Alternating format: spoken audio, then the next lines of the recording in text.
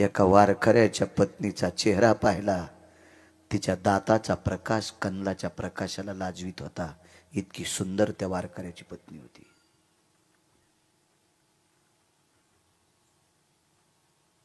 दुकानदाराच्या अंतःकरणात पाप जाग झालं. पैसे आणून देशील? कुठून येणार तुझ्याकडे पैसे? दुकानदार, पैसे जर नाही फिटले तर तुम्ही सांगताल ते काम करीन. शब्द सहज चुकीचा केला. एक म्हणायला पाहिजे होतं, सडा टाकील, सारवण करील, धोनी करील, तुमच्या रानात खुरपील, तुमचे दळणं नेशील, डाळी करील, काय तुमच्या शेतातलं घरातलं काम करील. सांगताल ते काम करीन म्हणल्याबरोबर दुकानदारानं कोड्यात पकडलं आणि एवढं मोठं गठुडं किराण्याचं देऊन टाकलं. किराण्याचं गठुडं 12:15 वाजता 12:30 वाजता उचलणार तेवढ्या अवकाशात दुकानदारानं सांगितलं, लक्षात आहे का? मी सांगितलं ते काम. काय काम करायचं? आज रात्री 1:15 वाजता 2 तासाकरता माझं काम तृप्त करण्यासाठी यायचं.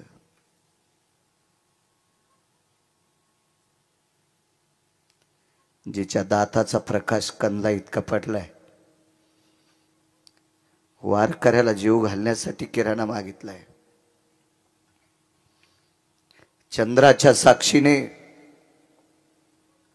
म्हणण्यापेक्षा आकाशाच्या साक्षीने, तुमच्या हातातल्या कंदिलाच्या दीपकाच्या प्रकाशाच्या साक्षीने सांगते, तुमच्या ऋणात मरणार नाही.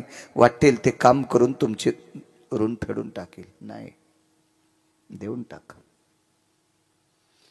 निघाली वापस. 10-5 पावलं चालल्याच्या नंतर लक्षात आलं, देवा, मालकाला शब्द दिलाय सकाळच्या वारकऱ्यांना जेवायला घालीन. वारकऱ्याला जेवू घालते देवा, पण उभ्या आयुष्यात परपुरुषाला, बापानं ज्याच्या सोबत लग्न लावून दिलंय त्याला पती मानते, जगातल्या प्रत्येक पुरुषाला भाऊ आणि बाप मानते. याच्यासोबत संसार कसा करू 2 तास?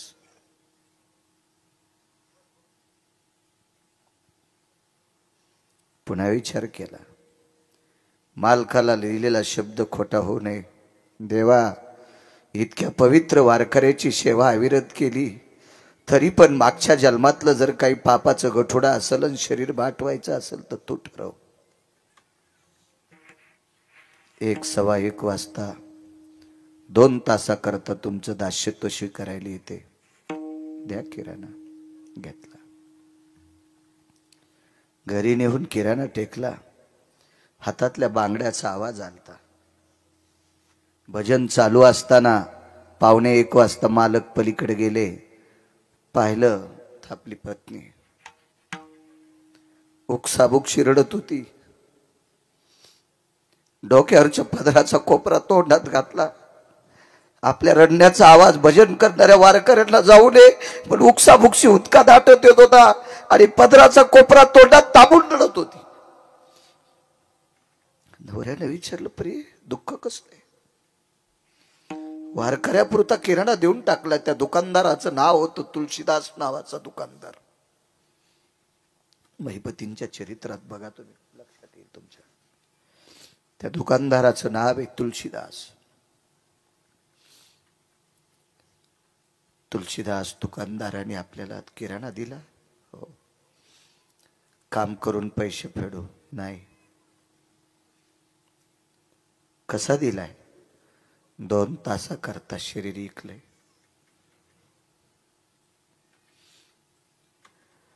एखाद्या अलगद झाडाचं फळ खाली पडावा असं आल्हादी आल्हादी बसत बसत बसत खाली पती बसले. भक्तीच्या सानिध्यात डोळ्यातून पाणी कसं आणावं सहज शब्द पडला. प्रिय, अविरत या मालकाचं भजन केलं रामप्रभूचं. त्या वारकऱ्यानं जीवनभर रामप्रभूचं भजन केलं.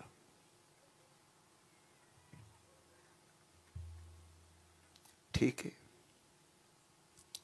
इतकं चांगलं वागून जर आपल्यावर ही वेळ आली असेल तर मागचं कर्मातलं गाठोडं असेल. तू जाणार आता? हो. तितक्यात अचानक पावसाची थेंब सुरू झाली. साकडे पडून दी काही व्यथा, याच्यावर बोलतोय तिसऱ्या कडव्यावर. पावसाची थेंब मंजुळशी सुरू झाली. पण तिला सांगितलं, प्रिये तिथपर्यंत जाऊस तर भिजशील. भिजल्याच्या नंतर तुझ्या अंगावरच्या कपड्याने त्याचं अंथरूण ओलं होईल. म्हणून एक साधा कपडा बायकोच्या डोक्यावर टाकला. रस्त्याने जाता जाता तुझे पाय भरतील, भरू नये म्हणून बायको खांद्यावर घेतली. आणि त्या तुलसीदास नावाच्या दुकानदाराच्या वट्ट्यावर पत्नी टेकून दिली. पत्नी वट्ट्यावर टेकल्याबरोबर आपण मागे सरकले आणि दोन्ही हात छातीवर ठेवले. प्रिये माफ कर मला. माझ्यासारख्या वारकऱ्याच्या संसारात तुला 2 तासाकरता शरीर विकावं लागते. माफ कर मला, माफ कर. लक्षात ठेव प्रिये,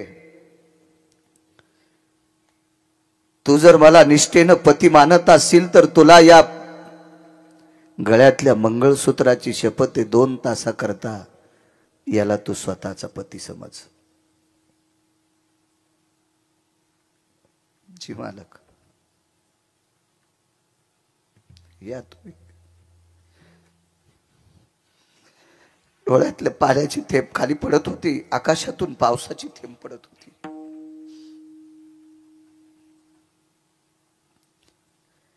धरणी माता थरथर कापत होती.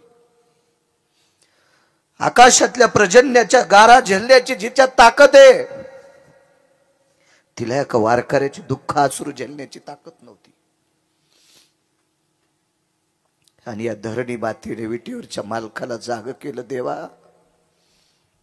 काय जाणो देवा, होशील निजला. ह्या वारकऱ्याचं प्रारब्ध लिहित असताना तुला झोप लागली का देवा? तुला करुणेचा सागर कोण म्हणील? तुला वात्सल्य सिंधू कोण म्हणील देवा? त्या वारकऱ्याचं नाव होतं संत कबीर. संत कबीर रामनामाचं भजन केलं. भजन करता करता पोटाची खळगी भरण्यासाठी कपडा इनला. कबीराचे मागी शेला विनू लागे. एक शपक पुरावा गाथ्यातला नाही. ठाई ठाई सेल्यावरती दिसे राम नाम ग. ठाई ठाई सेल्यावरती दिसे राम नाम ग. दिसे राम नाम ग. दिसे राम नाम ग. कपडा विणल्यावर त्या कपड्याचा धागा राम राम म्हणत होता. ती संत होती, संत कबीर. सगळ्या जातीत संत जन्माला आले. कबीर मोमीन लतीफा मुसलमान, सेना नावी जान विष्णुदास. संताला जात नाही.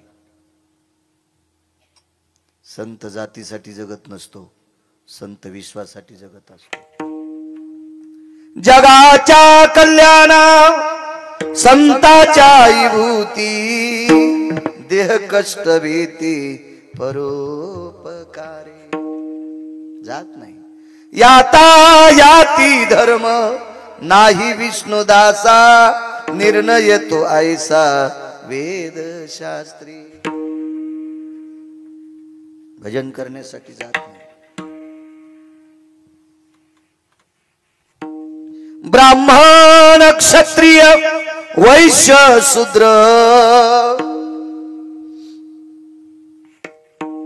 चांडाळाही अधिकार, आधी करून वेश्या. वेश्येला सुद्धा भजन करायचा अधिकार आहे.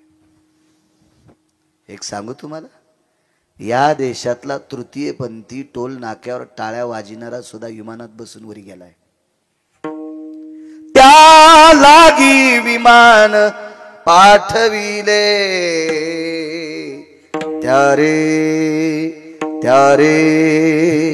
त्या लागी विमान पाठविले.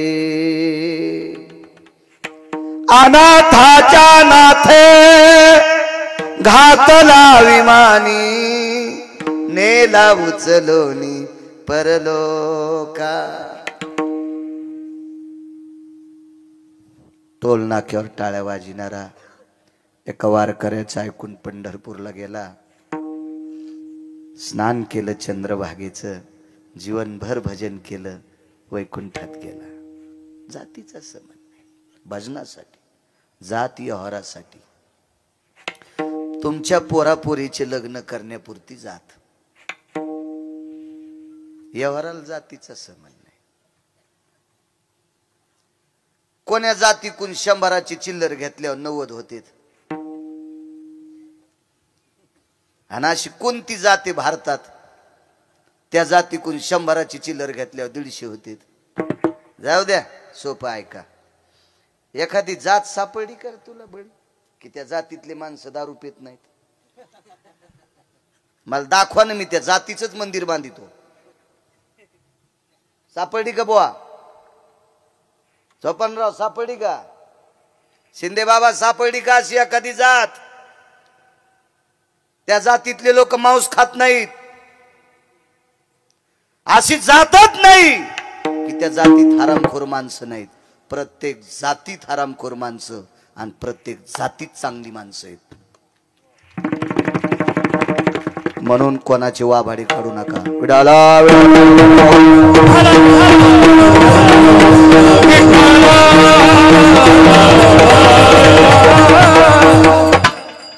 घराचा अर्धा रस्ता पार केला.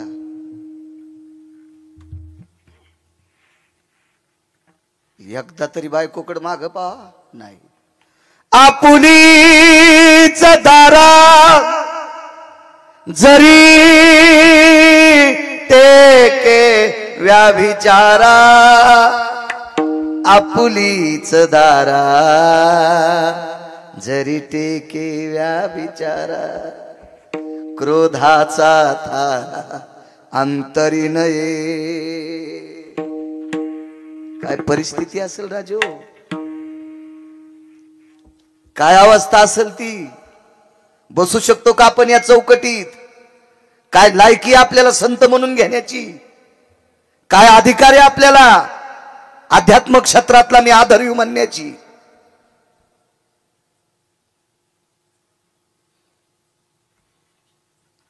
टरबुजा आणि गाल केलेस तूप खाऊ खाऊ सुंबळे. समाजासाठी तू हा उपयोग काय? हाऊत भरून टाकला, पुण्याचा नाही पैशाचा. त्या पैशाची इच्छू होते, इच्छू. तू जर धर्मासाठी काम चांगलं करीत नसशील तर इच्छू होतील, इच्छू. पाकिट घरी नेऊन साशिले, त्या पाकिटाची जर तंबाखू खाल्ली महाराज तर खाली थुकल्यावर त्याचा सरप तयार होतोय. कुठं डसन सांगता याचा नाही. हा, कुठं डसल काय सांगता याचं नाही. लोकांना दिलेल्या पाकिटाची जर बिडी वळली तर ते धुपन सुटतंय ना, त्या धुपनाचा वाक तयार होतोय. गळ्याला धरीन का पोटाला धरीन का बंद खाईल सांगता याचं नाही. हो,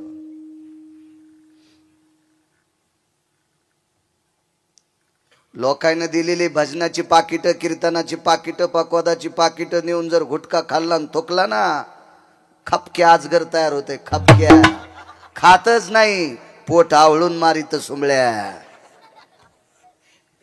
आणि अशा नालायकाला पाकिट देणाऱ्याला सुद्धा ते आजगर हानीत आहे. तुम्हाला वाटलं का याच्यावर घेतलं की तुमची खसखस पिकती? अर्धे पापी तुम्ही येत, तुमच्यातले 2% इतके हरामखोर आहेत, त्यानं नालायकाला बोकांडीवर घेतलंय. विठाला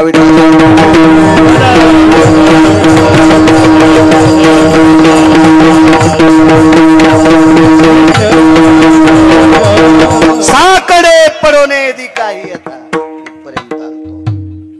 अर्धा रस्ता उरकलाय, नाही माग पाहिलं, नाही माग पाहिलं. टाळाचा आवाज कानावर आला, भजनात बसले. भजन चालू असताना मुखारविंदातून एक अचानक शब्द पडला, देवा सांभाळ रे माझ्या आबरूला, सांभाळ रे देवा माझ्या इज्जतीला.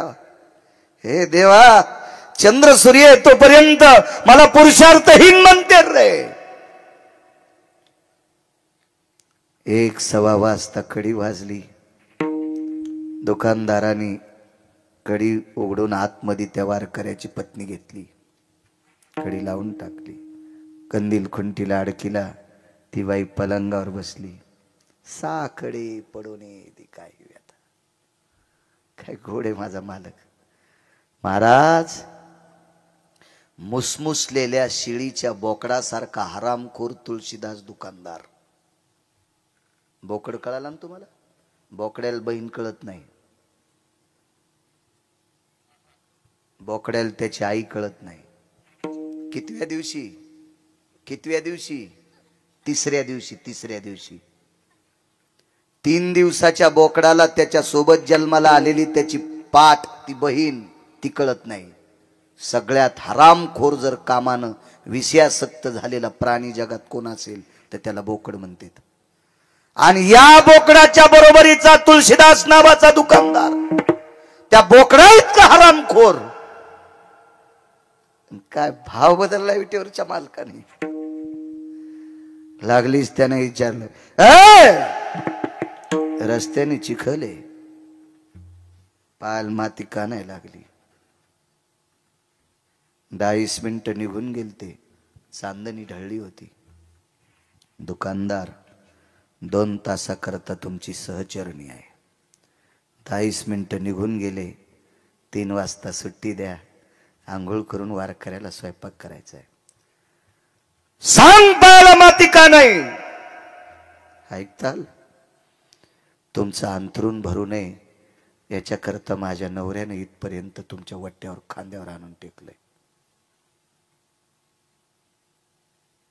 कंदिलाचा काच नाही फुटला, अंतःकरणातला रावण फुटला. आणि अंतःकरणातला रावण फुटला आणि बोकड्यापेक्षा मस्तारड्याला तुळशीदास नावाचा दुकानदार इतका साधू झाला आणि कबीराच्या पत्नीच्या पायावर डोकं ठेवलं. बहीणबाई, हे बहीणबाई, हे बहीणबाई, मला माफ कर ग, मला माफ कर. महाराज, बोकड्या इतका मस्तड्याला दुकानदार, याच्या अंतःकरणातल्या भावना कोण बदलल्या? पंढरपुरातल्या मालकानं बदलल्या. म्हणून तिसऱ्या कडव्या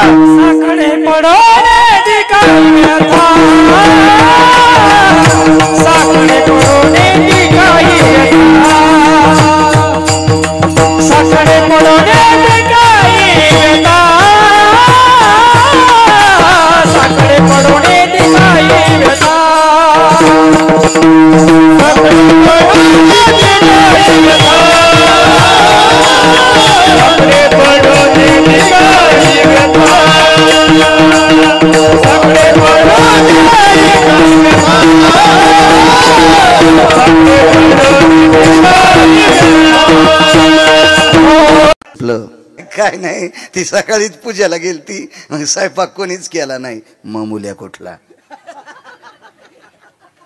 नालाय का? लाज वाटायला पाहिजे तुला सांगायला. भंगिरी आहे अशी कुठं पतिव्रता असती होय? नवरा उपाशीच पाठीला आणि ही पांडुरंगाला मंजुळा वाहली आणि महादेवाला बेल वाहली. लेकरा इतकी नवऱ्याची सेवा करते, तिची देवावरी सत्ता. एकाही देवाच्या पाया पडू नकोस. पण कपाळाच्या मालकाला लेकरा इतका जीव लाव, देव तू म्हणशील ती ऐकल.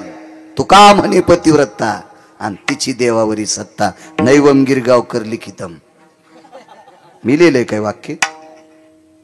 नवऱ्याला नीट बोलत नाही, महाराजाला काजू टाकून दूध पाजिती. तू ह्या काजू टाकून पेलेल्या दुधानं महाराजाचं पोट फुटन पोट. नवऱ्याच्या पाया पडत नाही, महाराजाच्या पाया पडते. धोत्रा सगळं जळण तुया पापान महाराज. महाराज जळाल्यावर धोतर जळायला किती किस्तू लागत असतो? नाही माझ्या माईनो, शब्द तुम्हाला कठीण वाटत असतील, नाही तुम्हाला आवडेल असं कीर्तन नाही. चोंबाळ्या गप्पा हानीत नाही. हा भलवा नका बोलू. तुम्हाला 30 गाव पठ्ठ्याला 36 गाव, एकार छोट नाही, माग लागत नाही कोणाच्या, काही गरज नाही. तुमच्यातल्या एका बाईनं देवाचं सुद्धा दर्शन घेतलं नाही. देवानं तिच्या 9 बाऱ्या दर्शन घेतलं.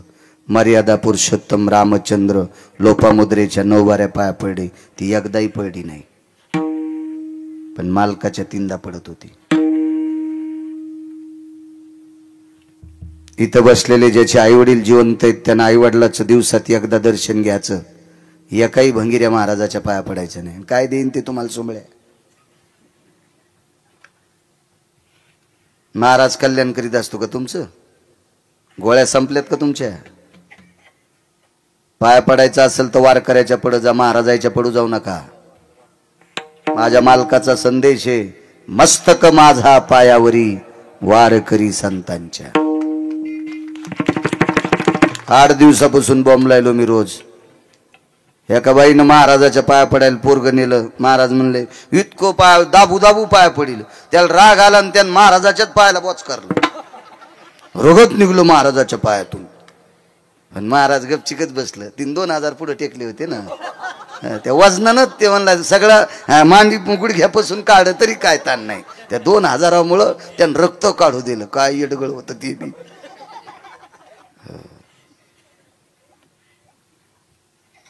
थोड्या वेळाने पोरग तिकडे गेल्या. म्हणलं बाई माझ्या पायाचं रक्त काढूस तर तुम्ही पोराला पाया पडू दिलं काऊन?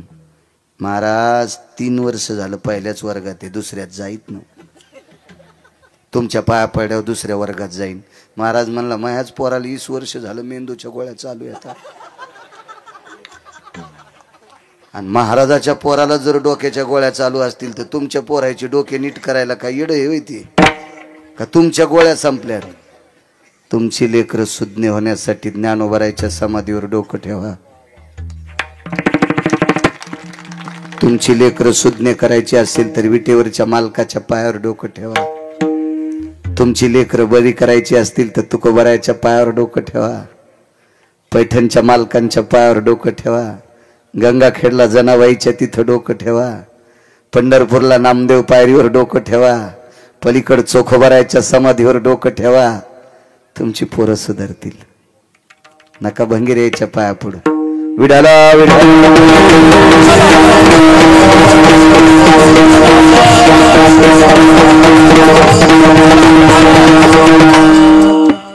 आई साहेब खाली पडल्या. प्रभू गांधारीचा टळटळाट आहे. होय, एक नाही वाचणार. बघा शिवजील बोलून. ते म्हणले बोलवायचं कशाला? शिवजी डोक्यावरच होते. विटेवरच्या मालकाचं महापूजा करा. टाळू चाफा. भगवान शिवजींची पिंड शिवलिंग भगवान विटेवरच्या मालकाच्या डोक्यावर आहे. प्रभू सगळी लेकरं मरणार. मला 8 दिवसापूर्वीच माहीत झालं. पर्याय रुपयाचा नाही. मी नाही वाचू शकत. शिवजी म्हणले मी वाचू शकत नाही. ज्यांचे मुलं आहेत तो जगाचा बाप आहे, विटेवरचा मालक, ते वाचू शकत नाहीत. विधात्याला प्रश्न केला, ब्रह्मदेवा काय? म्हणले देवा मी तुमचा मुलगा आहे, नाभी कमळातून जन्म झालाय. तुमचं चालत नाही, दोघांचं मग काय चालणार आहे? दुपारपर्यंत तोंडाला पाणी नाही कोणाच्या. परवाच्या दिवशी 56 कोटी यादव मरणार. आकाश भडाग्नीच्या धुमरानं व्यापून जाणार. यदुकुळाचा संहार होणार. तेवढ्यात एक व्यक्ती दर्शनाकरता आली. सात्विक सदाचारी पुण्यशील पावन व्यक्ती. साधा अंगावर धोतर आहे, साधा अंगावर शर्ट आहे, गळ्यामध्ये माळा आहेत, डोक्याला साधं पागुट आहे, कपाळाला गोपीचंद लावलेला आहे, मुखामध्ये रामकृष्ण नामाचा ध्वनी आहे. असा एक वारकरी देवाच्या दर्शनाकरता आलाय. तो संती केला रुनिया. देवावर कर्ज आहे. म्हणून देव नाचायला. दोन्ही बी कर्ज कोणतंय आणि नाचतोय कसा ह्या दोन्हीचा पुरावा तुम्हाला देऊन टाकतोय. दर्शन घेतलं, पाठीवर थाप टाकली, त्या वारकऱ्याला हृदयाला धरलं आणि जगाचा बाप उकसाबुकशी रडत होता. बेस नकोय, रडत होता. भावनेच्या आर्द्रतेनं, त्या प्रेमाच्या वलयाने वारकऱ्याचं अंग चिंब झालं आणि अंतःकरण शंकेच्या बोंड्या विचित होतं. विश्वाचा बाप आज खिन्न आहे, विश्वाचा बाप आज दुःखी आहे, विश्वाचा बाप आज नाराज आहे. खो भवा, आपण कशा करता दुःखी आहात? तोंडातून शब्द पडा, महाराज आजपासून तिसऱ्या दिवशी सगळीची सगळी संतती ऱ्हास होणार.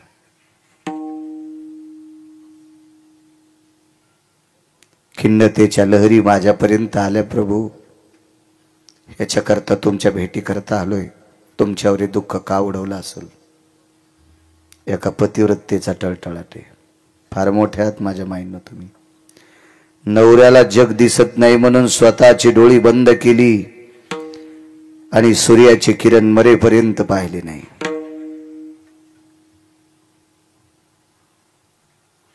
तार्किकाचा प्रश्न होता, दुर्योधनाला उघड पाहिलं त्यावेळेला कोण्या वेळेला पाहिलं? गोड आहे प्रश्न. माझ घरात दुर्योधन होता. माझ घर नाही कळणार, कोण्या घराला माझ घर म्हणते ते कळणार नाही. किमान मराठवाड्यातल्या लोकायला लाज वाटायला पाहिजे की ज्यांना माझ घर कळत नाही. या देशाची भाषा अभिजात भाषा मराठी आहे. राणीवासा कशाला म्हणतात, माझ घर कशाला म्हणतात. मराठीत MA केले काय काय सुंबळे, त्याला माझ घर सांगता येत नाही.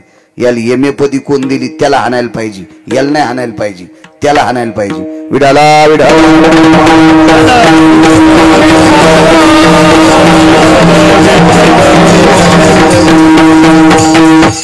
नाही राजो, मला नाही वाटत ह्या सगळ्या गोष्टीने तुम्हाला गुण यायला नाही.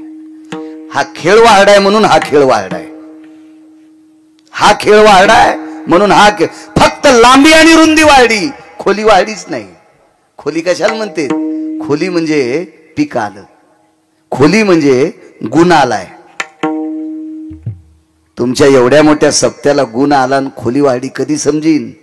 तुमच्या काल्याच्या दिवशी 25 पोरं माळकरी व्हा,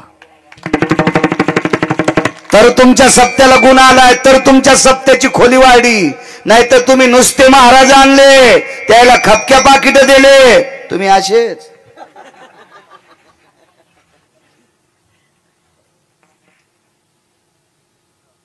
राजो,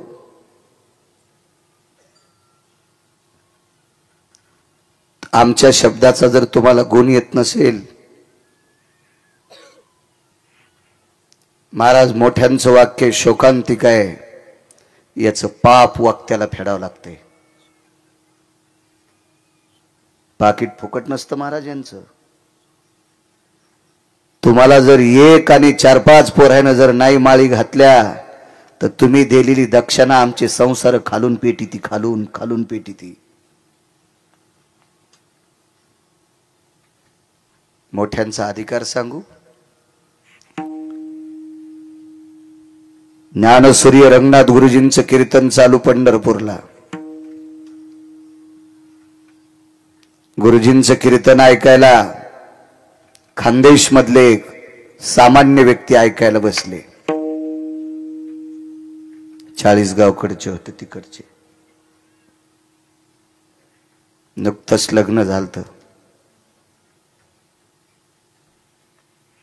कीर्तन ऐकलं गुरुजींचं.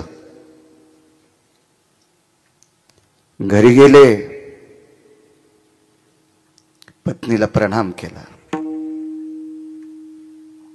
माफ कर, नाही संसार करू शकत तू सोबत. का? एका वारकऱ्याचं कीर्तन ऐकून उपरती झाली, पश्चाताप झालाय, नको संसार. वैकुंठवाशी गुरुवरे नथुराम बाबा केळकर सांगायचे आमच्या परिसरात,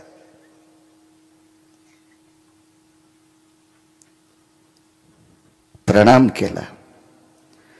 पाहुण्या रावण्यांनी सांगितलं पुढचं काय, द्या लग्न लावून. बायकोने विचारलं, मला माय म्हणलात, ठीक आहे, एक बोलू का?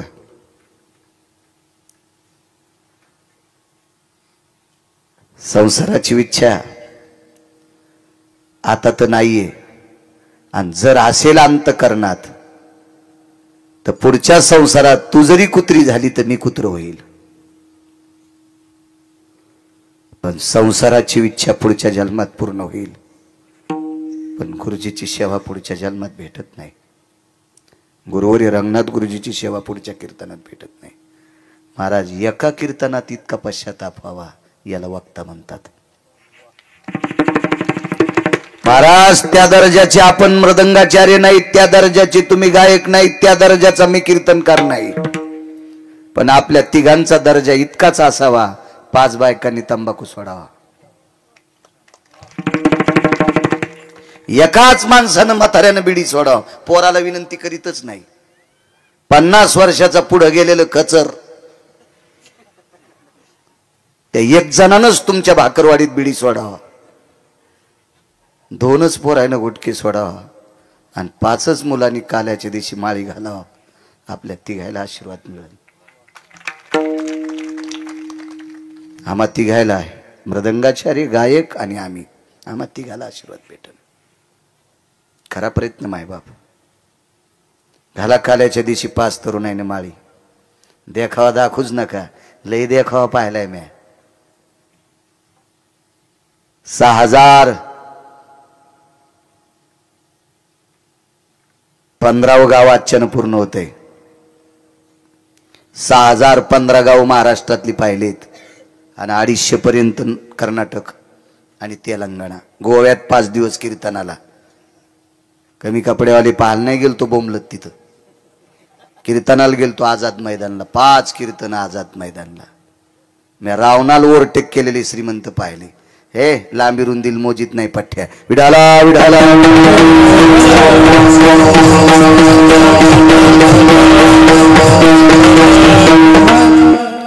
सप्ताह झाल्याच्या नंतर किमान 5 तरी लग्न झालेल्या शिकलेल्या पोरीनं नियम करायचा, आंघोळ झाल्याबरोबर 5 ज्ञानेश्वरीच्या वया वाचील, किमान तुकोबरायच्या गाथ्यातला एक अभंग वाचील, आणि मग संसाराला बाकी कामं करील. सप्त्याला गुण आला माझ्या माईंनो, सप्त्याला गुण आला समजायचा. कशा करता? हे जर तुम्ही करत राहिलात तर उद्या धर्म टिकल, उद्या ही बारकाली करतील.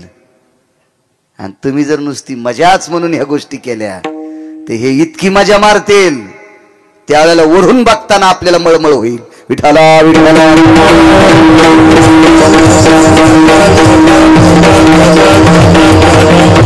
काय सांगत होतो? ज्यांनी गुरुजीची सेवा केली त्यांना लोटे बाबा म्हणायचे, त्यांच्याकडे लोटा असायचा. लोटे बाबा. इतका पुरुषार्थ असला पाहिजे वक्त्याचा, त्याला म्हणतात पुरुषार्थ.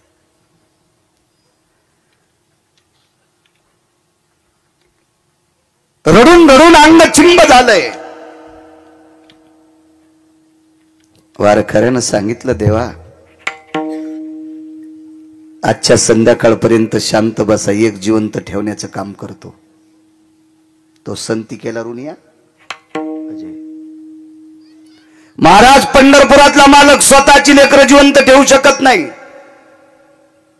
काशीतले मालक भगवान शिवजी पंढरपुरातले मालकाची लेकरं जिवंत ठेवू शकत नाहीत. सत्यलोकाचे मालक विधाता ब्रह्मदेव जिवंत ठेवू शकत नाहीत. एक वारकरी जिवंत ठेवतोय. काय दर्जा आहे वारकऱ्यात. महाराज नाही बरं, महाराज म्हणजे काय, हे वाड्यावर काही करू शकतो, त्याचं नाव महाराज आहे. किती जरी आलं तरी नियम बदलत नाही, त्याचं नाव वारकरी. हो, म्हणून पुन्हा एकदा सांगतो, तुमच्या बुटाला स्पर्श करून सांगतो, तुमच्या चप्पलला स्पर्श करून सांगतोय, पायाच पडायचं तर वारकऱ्याच्या पडायचा. नका पवित्र मस्तक हरामखोराच्या पायावर टेकू. त्याच्या पायातून पाप तुमच्या अंगात येईल आणि तुमचं घर उभं पेटन. चांगल्यांचं दर्शन घेतलं पाहिजे, कोणाचं बी नाही. प्रभू आजची रात्र थांबा, एक तुम्हाला दिवा लावण्यासाठी जिवंत ठेवण्याचं काम करतो. दुसऱ्या दिवशी सकाळी वापस आले आणि प्रसन्नपणाने विटेवरच्या मालकाचं दर्शन घेतलं, मालकिनीचं दर्शन घेतलं आणि सांगितलं, प्रभू तुमचा एक नातू वाचितो, त्याचं नाव आहे वज्र. मुलगा नाही वाचिला, नातू वाचितो, ब त्याचं नाव आहे वज्र.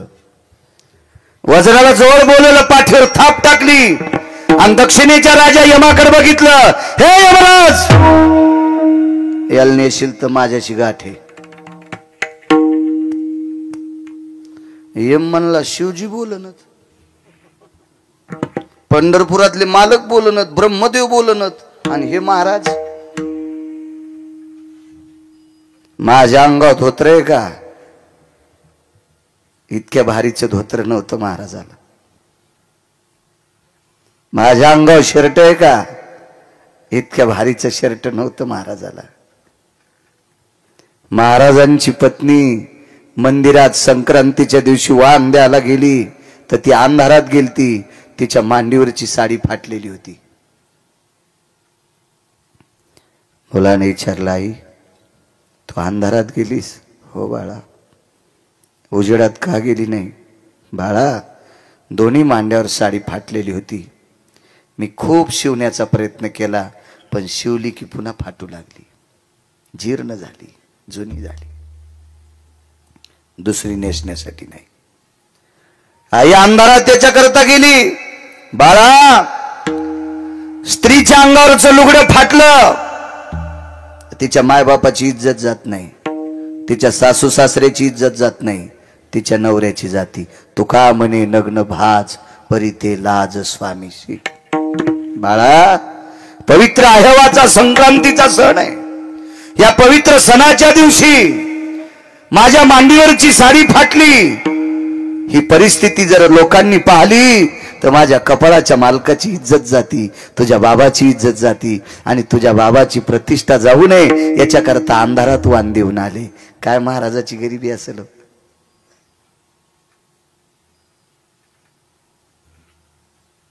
काय गरिबी असेल, काय परिस्थिती असेल त्या महाराजांची. आणि तितक्या गरिबीतला महाराज यमाला चुटकी वाजून सांगितलं, यमराज, माझ्या विटेवरच्या मालकाचा एक नातू वज्र जर नेलास तर माझ्याशी गाठ आहे. दात खाऊन वाक्य वापरलं. यमानं श्रुती नावाची पत्रकार पाठवली. पहिली जगातली पत्रकार कोण? तर श्रुती. त्याच्या अगोदर कोणी पत्रकार नव्हतं. श्रुती माते जी, विश्वाच्या मालकाचा नातू वाचिणारा वारकरी त्याला भेटून या. श्रुतीनं प्रणाम केला. महाराज, देवाचा नातू कोणीच वाचू शकत नाही, तुम्ही वाचिणार? वाचवायचा काय विषय, मरूच देत नाही. कोणाची माय आली वज्राला मारायची. श्रुतीनं सांगितलं, ताकद कशाची? आतापर्यंत भगवंताचं भजन केलंय, त्या भजनाच्या पुण्याचे हौद भरलेत, आणि त्या पुण्याच्या बळावर या पोराला पोह्याचा प्रसाद द्यालता. त्या वारकऱ्याचं नाव होतं सुदामदेव. देवाच्या 56 कोटी यादवापैकी एकाच नातवान प्रसाद खाल्ला होता, त्याचं नाव होतं वज्र. वज्र. महाराज, देवाच्या वंशात दिवा लावायला सुद्धा एक सुद्धा माणूस शिल्लक राहत नव्हता, पण एका वारकऱ्यानं जिवंत ठेवला. हे कर्ज तो संती केला ऋणी नाचतो लागते. इतकी अंगावरची साडी फाटलेली, त्या बाईच्या दारात बांधलेल्या गाईला सोन्याची मेख ठोकलेली होती, गळ्यात साखळी सोन्याची होती, काही अंतरावर मसड होती, म्हशीला साखळी सोन्याची होती, म्हशीला डाम सोन्याचा ठोकलेला होता, म्हशीला दावणीला लाकडं सोन्याचे होते. देवाला एका बायकोने 16,108 पत्न्यापैकी देवाच्या एका बायकोने माहेरातून मणी आणला होता. तिनं माहेरातून बोटुळे आणले तर नीट बोलत नाही सासूला. शेवया एका घरी शेवया खाल्ल्यात नाही, काय सुंदर शेवया झाल्या, माझ्या आईनं केल्यात, याच्या माईला येत नाहीत बोटुळे. म्हणलं तुझ्या माईला हे लांबटेन बोटुळे येते, याच्या माईनं एवढा उभा बोटुळा दिलाय ना तुला, याची अक्कल आहे का तुला? तुझ्या माईनं दिलेले बोटुळे 6 घंट्यात गाव करायला जाते. याच्या माईनं अख्खं जीवन सांभाळायला तुला बोटुळा दिलाय, याची अक्कल कुठं नदील का आणतुलीस का? राग येऊ देऊ नका, मी तुम्हाला म्हणत नाही. तिकडे गेल्यावर तुम्हाला फुकणार, दुसऱ्या आणू कुठून आणू दुसऱ्या?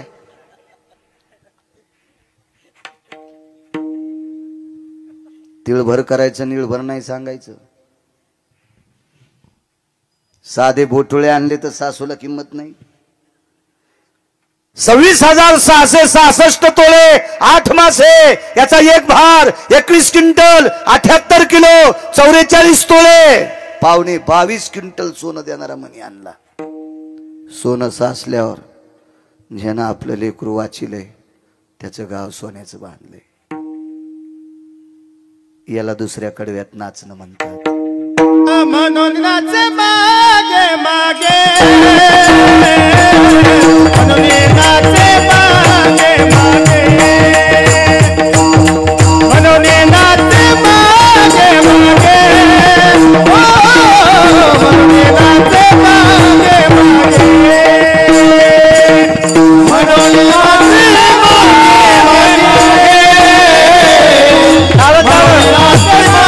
मागे,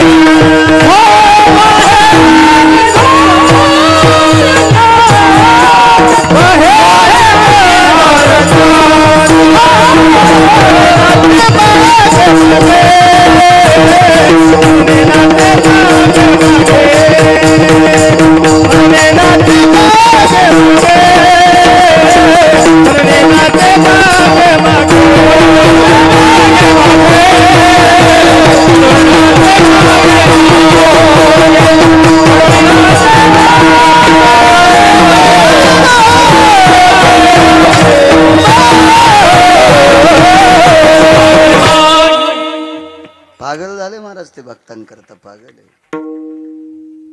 साकडे पडोने दी काही व्यथा, आपणची माथा ओढवी, नाही येऊ देत संकट भक्तावर. एका वारकऱ्याकडे वारकरी जेवायला आले. एकादशी होती, फराळाला आले. गळ्यामध्ये विणा होता, एक जणाच्या हातात चिपळी होती. रामकृष्ण नामाचं चिंतन करीत करीत एका वारकऱ्याच्या दारात आले.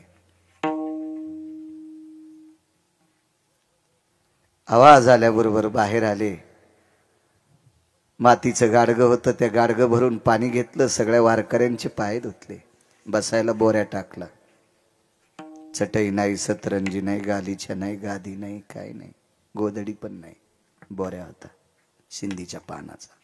परिस्थिती नाजूक. बसली वारकरी. मातीच्या लोटक्यामध्ये पाणी प्यायला दिले. धातूचं एकही पात्र नाही घरी. तांब्याचं नाही, पितळाचं नाही, जर्मलचं नाही, प्लॅस्टिक तर नव्हतंच त्या काळात. पाणी पिलं.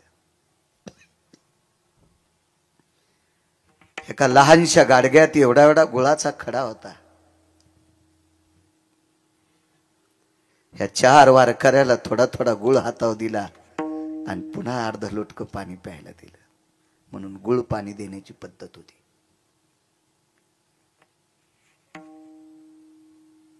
एकादशीचा जागर काही नाही फराळाला.